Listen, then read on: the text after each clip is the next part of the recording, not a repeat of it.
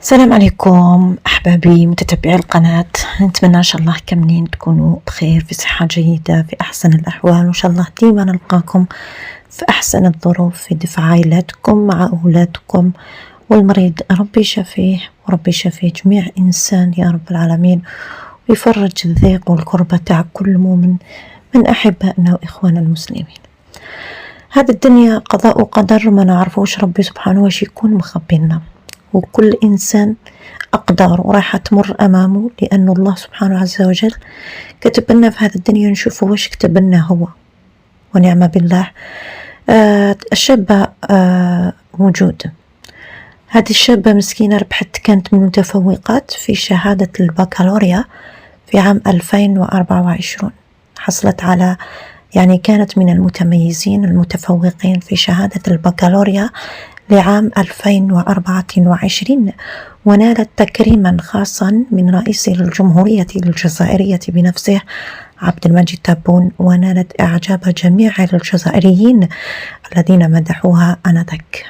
ولكن قضاء الله أسبق للأسف.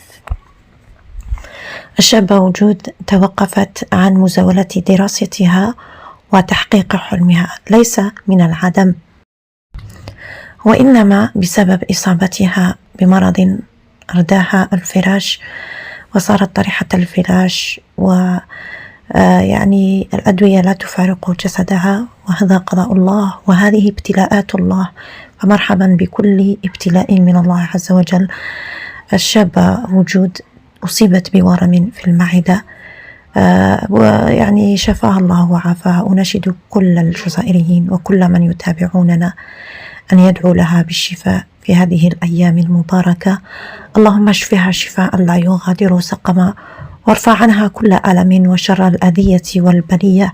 اللهم إن كانت عينا قد أصابتها، اللهم يا رب العالمين أطفئ شر وحر هذه العين، اللهم رد لها صحتها يا رب العالمين في أقرب وقت. اللهم يا رب العالمين اشفها شفاء لا يغادر سقما.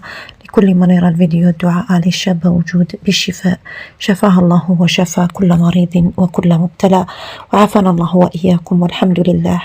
صلوا على رسولنا الكريم عليه الصلاة والسلام.